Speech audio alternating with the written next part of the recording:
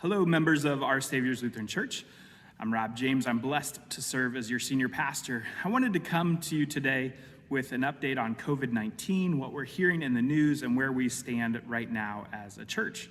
Knowing, of course, that things are changing rapidly, I'm going to do my best to always stay in full communication with you about what we're doing, how we're processing, and how we're preparing for what is yet to come. You've heard us quote this verse often throughout the year. Romans 12:12, one of my favorite verses, says, "Rejoice in hope, be patient in tribulation, and be constant in prayer." I'm coming to you today to ask for your continued prayer and your continued patience as we do look at the signs of hope that are all around us. But first, let me ask, what were you doing a year ago today? March 13th was the day that everything changed for us. As we come to this 1-year anniversary of this drastic change that we've lived through due to COVID-19, there is much that we grieve. We grieve for those who've lost their life this year, but we also grieve all the changes, the hugs that we've missed, the time with family and friends that we've missed, the plans that had to be canceled or changed, going off to school only to find that that's going to your computer in your room instead of to a campus. There is so much that we grieve. And so I hope that you're taking time to just be still this week, to be in prayer, to name before God and to one another what it is that you are grieving right now. What we do look for in hope is that we will be joining together soon. We have 3 more weeks of this online worship format, and then Easter Sunday, April 4th, we will return to parking lot worship. We'll be out in the parking lot for a 9 a.m. service. Of course, we do have to be weather dependent, and we're praying for a great, beautiful day like we've had this week. If we have to change, then yes, those of us that lead worship will come in the sanctuary and we'll stream the service. But our hope is that we will fill that parking lot on Easter morning as we rejoice in the promise of Christ's resurrection. That we'll come together, mass on, socially distanced, in our cars, stepping out to greet one another, but being able to be in worship together, to see one another, to see our faces together. So that is coming. I know that there were new CDC guidelines that were put out this week for those who have been vaccinated. And so I want to just address that briefly. We heard them say that if you have been fully vaccinated, which means 2 weeks after your last vaccination shot, of course, if you're getting the Johnson & Johnson, it's 1 shot, and 2 weeks later, if you're getting the Moderna or the Pfizer, it's 2 weeks after your second shot. That if you've been fully vaccinated, that you can gather inside with other people who've been fully vaccinated for conversation and for fellowship. But hear this correctly. That is for one household with another household. It's for small groups. Worship is a public event. It's a large group of people coming together. And so the recommendations are still that public gatherings hold off for the time being. I want you to hear that we are processing this, we're hearing this, we're looking for what it means for our future. We know that there will come a day soon when we will have to and be able to make the decision when we feel that it is safe for us to gather in our sanctuary for worship. I am looking forward to that day as much as anyone else. But no, we will not open our sanctuary until we can safely say that we are open and inviting to all people. In other words, we're not going to do a service for those who are vaccinated if we can't invite those who are not vaccinated. When we do so, like I've said in our past couple videos, it will still be different than what we're hoping for and used to. It still won't be congregating. It may not be singing. It will be an opportunity to gather in this beautiful space to see that we are community together as we worship our great God.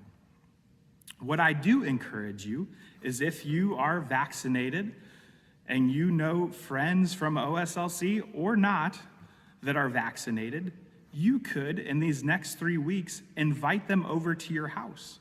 You could watch the service, participate in the online service together instead of sitting separately. And so if that's an option for you, I encourage you to reach out to some friends, and invite them over, a small group, one other household, to be in worship with you as we do online worship these next 3 Sundays. I will be talking with our executive cabinet tonight, and I will be calling together our Return to Worship Task Force again. And what I expect to come, this is not official, but what I expect to come is at some point in early April, we will resume small groups in our building that will open up for Bible studies, meetings, small groups. There's still guidelines to be worked on, and there will still be much work to do to make that happen. But I expect that that is coming sooner rather than later. The other piece is that I expect we will have a policy on how we will handle and allow small funerals and weddings to happen in our building. Again, be patient with me. This still has to go through many channels and have many conversations, but I'm telling you, this is what I expect will be coming sooner rather than later. The other piece that I want to address around when we can worship together is that, as you know, we have no musicians on staff, but I'm excited to share with you that we've received great resumes from over 7 candidates for our full-time director of worship and music. Our hiring team has been working hard, and next week we will begin the interview process for hiring our next full-time director of worship and music. I'm working to move that forward as fast as possible so that we can have that staff person to help us return to worship and be ready to do so in great ways. But I'm also committed to making sure that we have the right person to fill in that position. The other thing I want to address is that we know that not everyone will be vaccinated. This is, of course, your choice, but we know that a lot of people are still struggling to receive the vaccination. Of course, in our situation, in our county, you have to use some technology to get registered to receive it.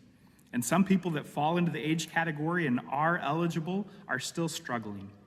If you are willing to be a tech assistant to someone that may reach out to us, a member that may reach out to our Saviors to say, I'm struggling, and you want to help, I invite you to send an email to Cheryl, Sheryl, at oslcrockford.com, and let her know that you're willing. That way, if we hear of any members that are struggling to use the technology to get registered for a vaccination, we'll partner you up so that you can come alongside and assist them. What I'm asking is that you trust that I am praying, talking, learning, thinking, and yes, unfortunately, worrying about all of this all the time. What I ask for is your continued patience and your prayers. Prayers for me and the leaders of OSLC, prayers for our community of faith, prayers for our world as we continue to move forward and beyond COVID-19. If you have concerns, I invite you to simply email or call me. What is not helpful is for all those side conversations and people talking about things that they're not sure about or don't know about. If you have questions, if you have worries, call me. I'm happy to take time to be in conversation with you. Also, you notice that we're putting out a video. Not all of our members have access to email and video. If you know others that are wondering or worrying or struggling with what's going on, I invite you to simply share this message with them. Again, we will rejoice in hope as we see it here and now and as we long for what is to come. But we will be patient in the tribulation, and we will be constant in prayer. We'll see you soon.